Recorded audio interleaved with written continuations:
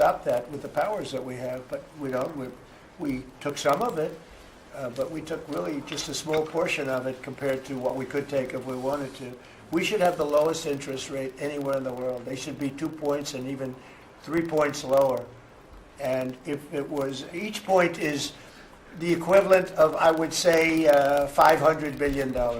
So if you got 2 points low, you have $1 trillion in saving, and it's almost, if you call it just a paper expense. You can do it with a pencil.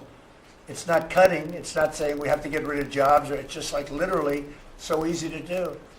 But we have a guy that doesn't want to do it because he's, I think he's politically biased. I really do. I believe he's politically biased because most smart people say it's not even a question.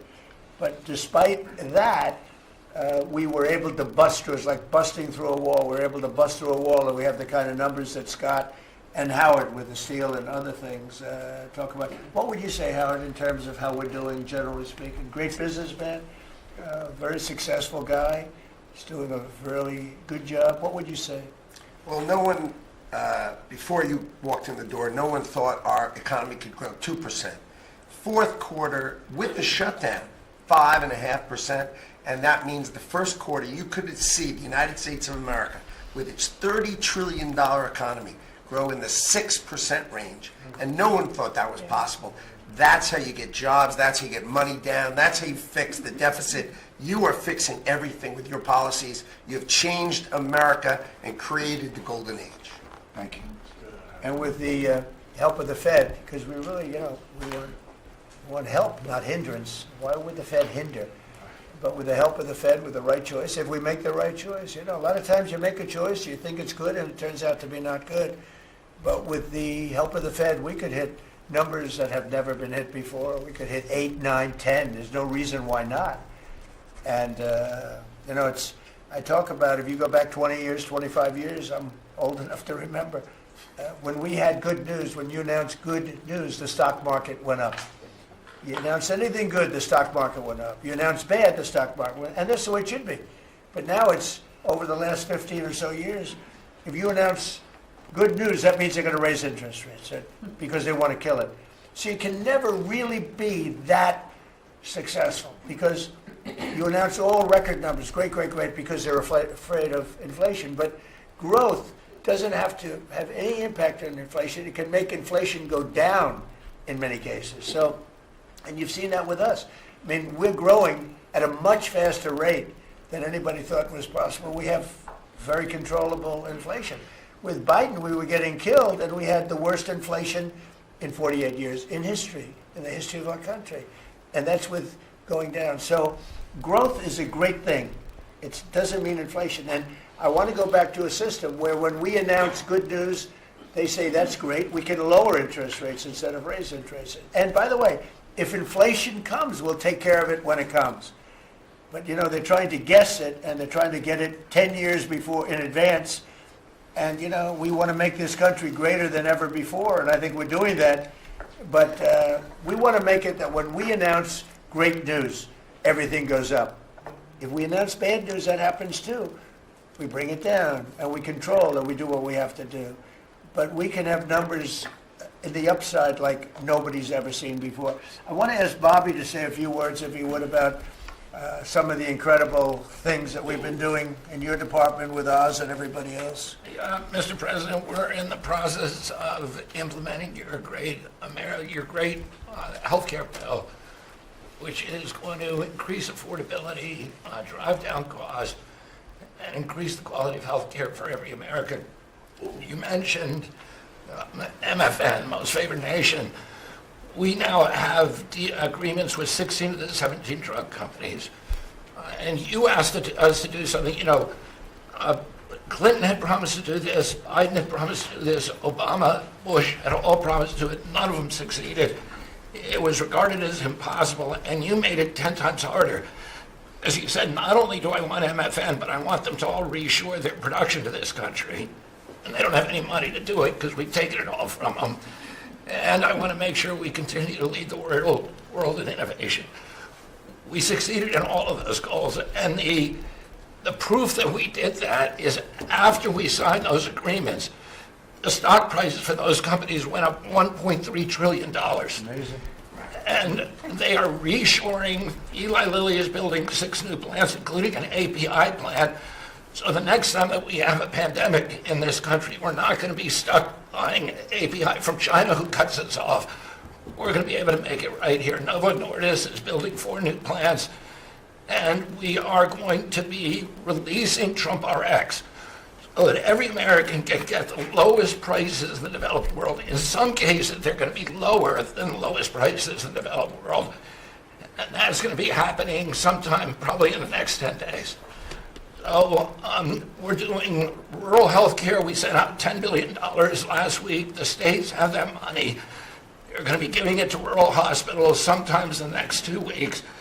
And we're going to revolutionize rural health care in this country. You are raising the influx of federal dollars to rural health care by 30% over the next 5 years. So 30% every year, more dollars, federal dollars, are going to be flowing to them. It's going to allow them to rebuild their decaying infrastructure, to retain providers, and also to revolutionize the use of AI and other technologies, which is going to dramatically lower the prices for rural Americans and raise the quality of their health care.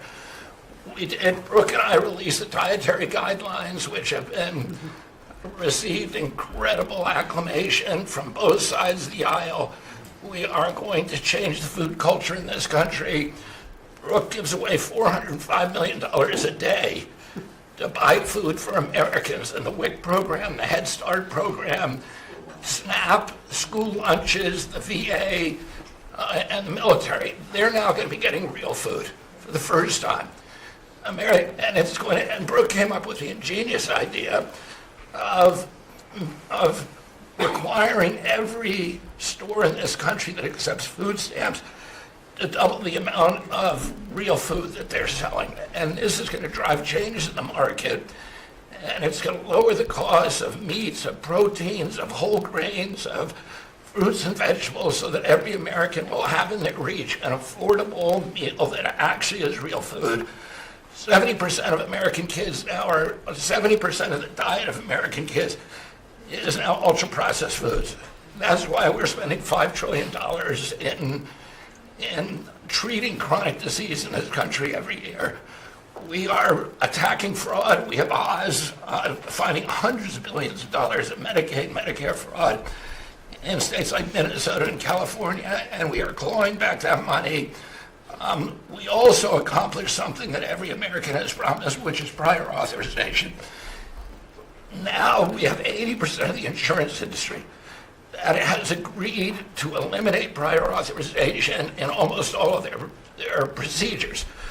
So that this is going to dramatically change the experience of every American with the healthcare system. When you go to your doctor at your point of care, before you leave that office, you will know whether the insurance company is going to pay for the procedure or not. And that is going to, as I said, change the experience.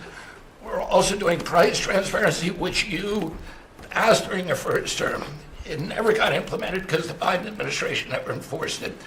We brought more enforcement actions against hospitals than in this 1 year, and the Biden administration brought in 4 years, and we're doing a crackdown so that every American, when you go to a restaurant, you look at the prices before you buy the meal. You ought to be able to do that when you go to a hospital, and by the time that we leave office, every American is going to have that guarantee. We're doing a lot of other stuff, but we were told to keep it short. So. And the autism that's moving along, really, is that We've commissioned now dozens of studies, maybe over 100, and we are going to get those done for you. Good. That's so important. Also, Eli Lilly, Merck, Pfizer, every drug company, they're spending trillions of dollars right now, as we speak, building plants in the United States because they want to be able to save a lot of money on tariffs. It'll be hundreds of percent, 100%, 200%, 300% in 2 or 3 years from now. So I said, you better have your plant built because in 2 years from now, before I leave office. Be a sad day, very sad day for me. But before I leave, every one of these plants better be built because you're going to be paying 300% tariffs. And they're all building their little hearts out. I spoke with the head of Eli Lilly, who's a fantastic guy, a star, actually. He's a star, very smart. And he told me he's building 6 plants in the United States, big ones, in locations that I know very well, but all over the country. Merck is building, and Pfizer's building, and every one of them's building. And foreign companies are building. So it's an amazing thing that's happening, and you're doing a fantastic job. I read an article today where they think Bobby is going to be really great for the Republican Party in the midterms.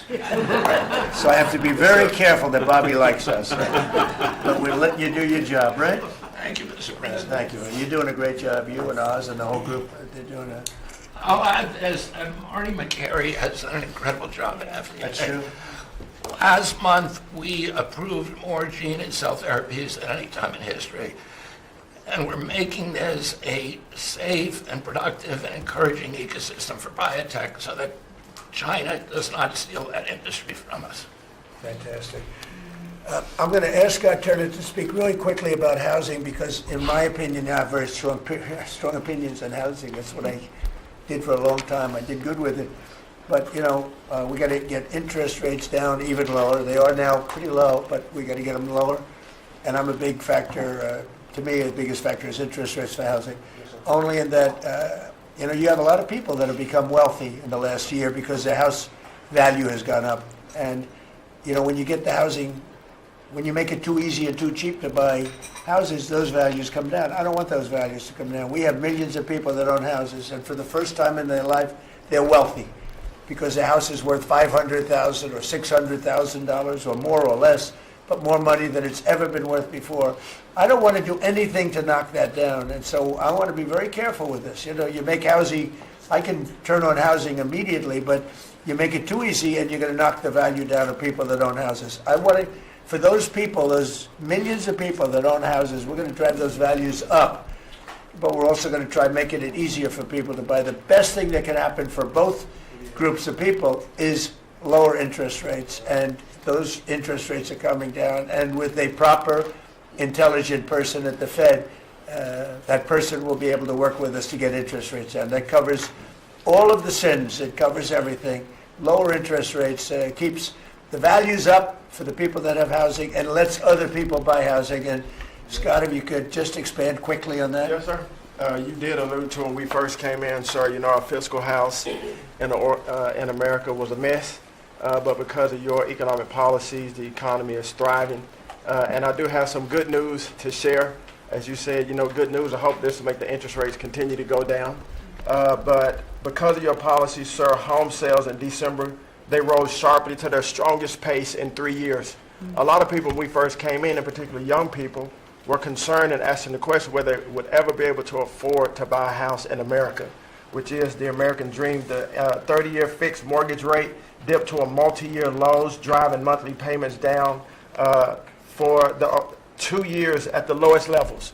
So more people can get a mortgage now, more families can be able to afford to get a home and achieve the American dream. At HUD last year, we helped and supported over 1 million people through FHA and Ginnie Mae to be able to buy a home. 500,000 of those were first-time home buyers, and hundreds of thousands of our veterans we supported. And so that's good news that millions of people in our country are now beginning to buy homes. We also, sir, saw that you are, and we're working with you, making bold action to ban institutional investors from buying single-family homes. Those homes are for the American people. So, sir, thank you for your leadership on that. Also working with Director Pulte over at FHFA to buy $200 billion worth of mortgage-backed securities, driving down even more the cost to get a home. And so we're grateful for those actions. Also, the One Big Beautiful Bill has been tremendous, making the low-income tax credit increase, working with Secretary Bessent at Treasury to produce more projects and more homes in America. And the One Big Beautiful Bill also made our beloved opportunity zones permanent. And the media doesn't talk about opportunity zones very much, but I'll do it today because I know that they have been transformative in our country. Over 1 million people lifted out of poverty, sir, in opportunity zones, 300,000 new units of housing in opportunity zones, and a 3.4 increase in the value of houses. And that's in, By the way, we have to give him credit. Senator, he's a great guy. Tim Scott came to see me, first administration, first term, and he had this idea for opportunity zones, and he gave me the idea, we did it, we implemented it. It's one of the most successful programs in the history of our country, and nobody talks about it. The press doesn't talk about it, but I want to just tell you, Tim Scott, Senator, South Carolina, did a great job, right? did a wonderful job, yes, sir. Did a good job, he's a good man. Yes, sir. And so those have been made permanent now. Will help millions of Americans to be able to afford to buy homes. Also, the One Big Beautiful Bill has been allowing HUD to make sure, working with the Department of Homeland Security, that every person that lives in HUD-funded housing is an American citizen. A blind eye has been turned prior to us being here to people living in HUD-funded housing, but no more. We're going to take account and transparency I watched that. to make sure. And so there's a lot of crime that goes on in public housing, but we're coming after the criminals and making sure that everybody in there is an American citizen. So thank you for your support.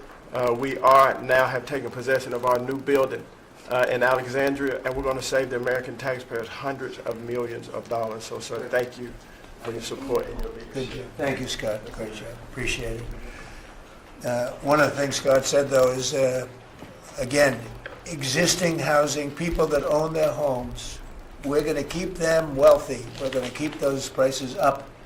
We're not going to destroy the value of their homes so that somebody that didn't work very hard can buy a home. We're going to make it easier to buy. We're going to get interest rates down. But I want to protect the people that for the first time in their lives feel good about themselves. They feel like that they're wealthy people. And I want them to understand it. There's so much talk about, we're going to drive housing prices down. I don't want to drive housing prices down. I want to drive housing prices up for people that own their homes. And they can be assured that's what's going to happen. Chris, could you say a few words about energy, please? You bet, Mr. President. I can say with confidence that your energy dominance agenda is firing on all cylinders. The United States oil production today is greater than Saudi Arabia and Russia combined, the number 2 and number 3 producers. Our natural gas production today is greater than Russia, China, and Iran combined, the second, third, and fourth largest natural gas producers. Huge production in the United States. Secretary Burgum at the Interior Department has taken in more money on oil and gas lease sales in the first year of this administration than the entire 4 years of the Biden administration. And beyond oil and gas, 6 new coal leases under this first year of this administration from the Interior Department, and coal production is growing again in the United States after years of decline. And this beautiful clean coal was the MVP of the huge cold snap we're in right now. I can say with some confidence, hundreds of American lives have been saved because of your leaning in and stopping the killing of coal and revitalizing coal. Coal, over the last few days, where we're at peak demand in electricity, has delivered 20 times more electricity than solar and batteries. Think about that, 20 times more. An industry cold doesn't mind very cold weather. Right? Clean, you're not allowed to say the word coal without proceeding by saying clean, beautiful coal. Clean, beautiful coal. It's not affected by bad weather. Rain, snow, sleet, freezing cold. How does it react under freezing cold weather? it steps up and delivers big time. In fact, what coal did during this storm was deliver massively more electricity than it was delivering a month ago, because we needed far more electricity. Who can step up? The windmills, by the way, are all frozen, you know, that they don't turn. The windmills aren't turning. The windmills that these fools paid for. The fool is this country, because the people that have the windmills get massive subsidy, and they make a fortune on windmills that don't even work, and they don't produce anywhere near what they should be. And it's the worst, most expensive form of energy there is. And by the way, Europe is destroying itself with the stupid windmills they're putting all over their beautiful areas of most magnificent landscapes in the world, and they're just destroying. Europe better get smart. Between immigration and energy, they're destroying. It's not recognizable. They've got to smarten up before it's too late. Please go ahead. Yeah, in New England, with somewhat European energy policies, at peak demand time, very cold in New England, wind, solar, and batteries that you were just speaking of delivered less than 3% of the electricity needed at peak demand time, and that's when it matters. Because if electricity goes out when it's very cold, people die. Over 200 people died in a smaller cold snap during the Biden administration. This was massively larger geographically. We have had no failure of the electricity grid, no failure of long-distance transmission lines. Local distribution lines have iced up and come down, and we have people from all over the country working to get those back up because people need their lights back on. But your energy policies delivered just a dramatically different outcome for the American people. If we'd continued the Biden-era policies for one more year, continued to shut down coal plants, continued these crazy climate restrictions that wouldn't even let power plants run at maximum demand time, we hadn't liberated all the backup generators that are sitting there. We gave up an emergency approval, So a lot of run those everything. plants that were going to close, coal plants that were modern and good and threw off very little problem, and that were really powerful. You know, by the way, China does most of everything they're doing with coal. Not that we want to copy anybody, but you know, they make the windmills, but they don't have a lot of wind farms. Somebody ought to look at that. How many wind farms do they have? Very, very few. They make them, they sell them, they make a fortune, but they don't use them. So the coal, I mean, I understand they're using it also as a great backup. So you build a plant, but they have it as a backup in case of tragedy, in case of really bad weather, et cetera, et cetera. They actually store coal on the site of other plants so that if they need emergency energy, the coal is always going to be there, whereas other things aren't. Is that correct? Exactly. Coal just Pretty good. stepped up here to 25% of our electricity during this high demand time. Natural gas, coal, and nuclear, they are what run the American electricity grid. The others are ornaments and often expensive And you ornaments. stopped plants Run from on being prices. demolished, right? 17 gigawatts of coal generation plants were slated to close last year that were stopped from being closure by this And if administration. they were closed, we would be really tight on energy. We would have had significant blackouts at these peak cold times, and extrapolating from the last storm during the Biden administration, I think at least hundreds of deaths. Because in the South, a lot of heating is done with electricity generation. If those grids go down, people die. So these, and when you're going back to the Working Families Tax Cut Act, or the One Big Beautiful Bill, that got rid of $500 billion of subsidies, energy subsidies, that do nothing but make energy more expensive and less reliable. And under this administration, we've spent massively less on energy, and we've delivered massively more on energy. And when you have more energy of lower prices. It's a fantastic job. You and Doug. Doug said, you got to get this guy Doug. You got to get this guy Chris Wright and get him as soon as you can. I said, but I want you to run energy. He said, well, I'm good at it, but he's better, right? Didn't you tell me that? So I gave him the land, I gave you the energy, right?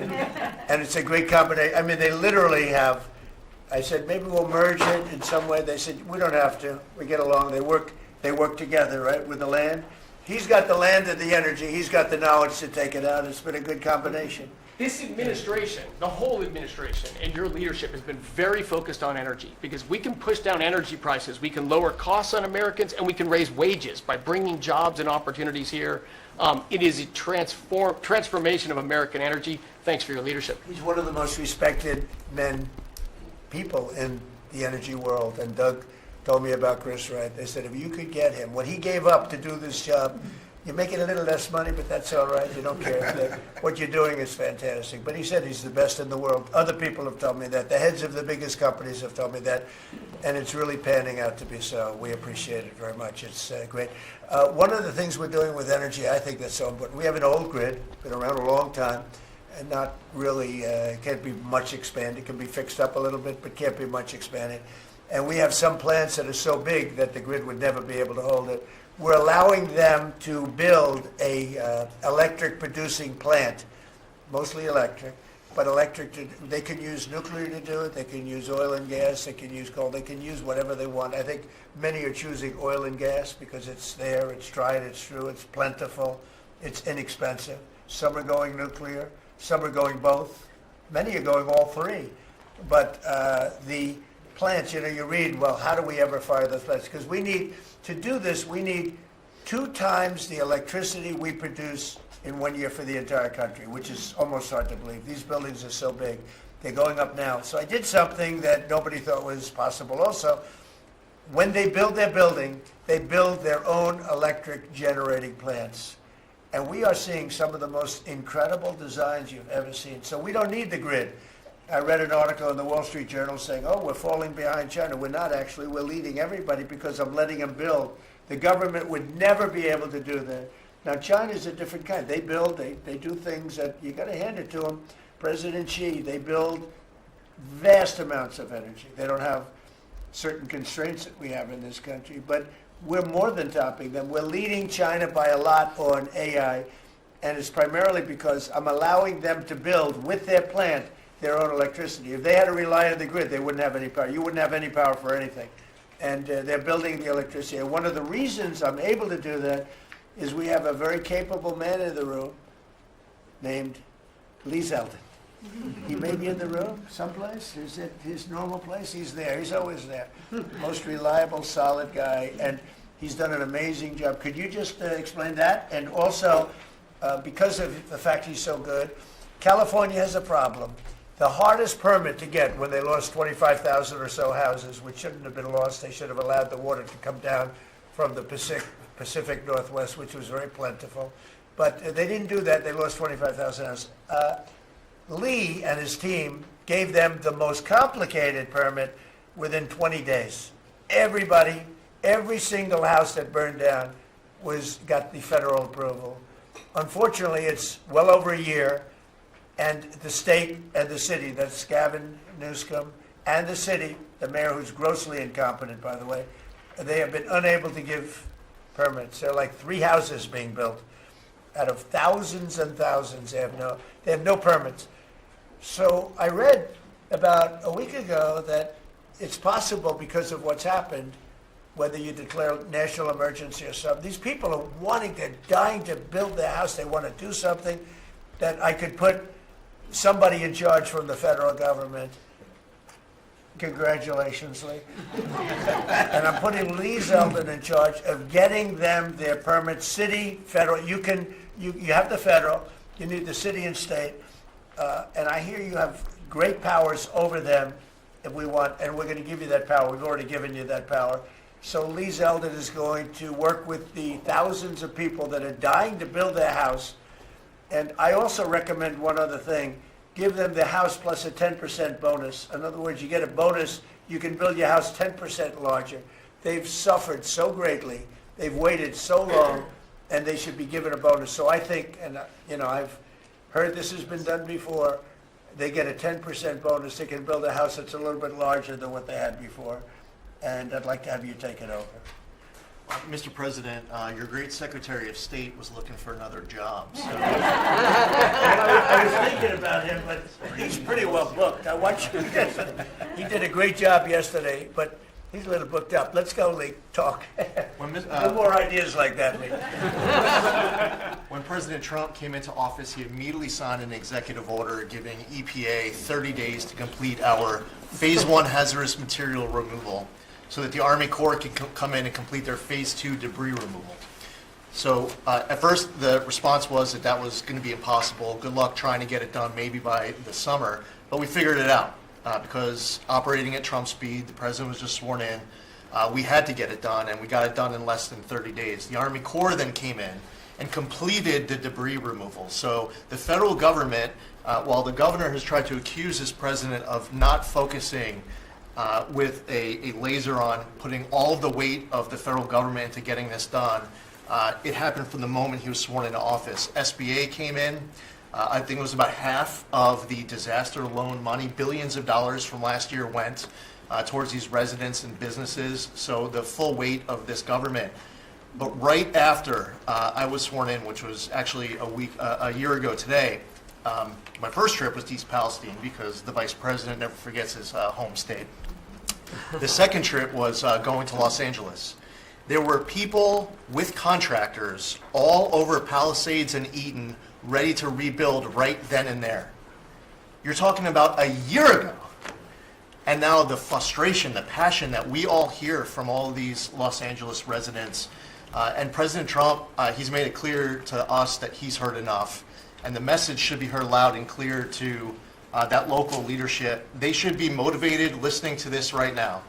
And when this cabinet meeting is over, if it hasn't been done already, is that they need to go into the office where these permits are just laying around, flip over tables if you have to, fire people if you have to, and get all of these approvals done so that people can rebuild their lives. It's been a year, and this president has had enough. So whatever you can do, that's going to be very important. And it's so sad, those people, we were there a few days after the fire, you were there with me, we're walking down the streets. The people are devastated. The love that they had for that property was, everybody was going to rebuild, and they thought they could do it immediately. They should have. We gave it to them so quickly, but they can't get their permits. They still can't build, and they're losing spirit too. I mean, a lot of people are losing spirit. And the other thing I'd like to talk to you about and other people about that happen to be sitting around the table. They want to build a low-income housing project right in the middle of everything in Palisades. And I'm not going to allow it to happen, okay? I mean, maybe it's politically correct, maybe it's not. I'm not going to let these people destroy the value of their houses. I built a lot of low-income housing. I made a lot of money building low-income housing. I know more about it than anybody. We're not going to allow this guy to build a low-income housing project on top of everything else in the middle of that mess that was created by the fact that they didn't allow water to come down from the Pacific Northwest, okay? And I'd like you to have that stopped, and stopped immediately. No financing. That might be you, Scott, because they'll come to you for financing. It's never going to be approved. You would never, but Scott thought it was a horrible thing. So there's going to be no financing for low-income housing. Let the people build their houses, and as fast as you can, help them, help the mayor and help the governor get their permitting done, okay? Yes, sir. Okay, thank you very much. Kelly, I think you were just alluded to, are you helping some of the people out there with loans? Yes, Mr. President, thanks to your leadership, you also helped put the fires out. Your executive order got water to the scene in your earliest days of your presidency. So you've been there from day one. We've been out there twice now. There had been no changes until your executive order this week that is allowing that permitting to happen quickly. We have 16,000 structures burned. We have put loans out on 12,000 of them for $3.2 billion. More than half of all the disaster money delivered in America went to that area. Now, because of the abject leadership, the failures of Gavin Newsom, they have not been able to rebuild. Because of your leadership, they're going to be able to rebuild. But that's not all you've done. They'll take the credit for it. Watch, it'll start, and they'll take the credit. Look at the great job we did. They would never, it wouldn't get built in 20 years, and it will be destroyed by building low-income housing next to luxury housing. History says that doesn't work too well. Go ahead. We're going to make sure that doesn't happen, Mr. President. Please. But under your leadership, you've ended at least 8 wars, okay? But probably the most important and underreported war that this president ended was Joe Biden and the Democrats' war on Main Street and hardworking families. We've seen it as I've gone across the country this month, 10 different states, and we saw it when we were together in Iowa. Hardworking families, farmers, small businesses expressing gratitude, lined up to thank you. I was out with our great vice president last week in Toledo, Ohio.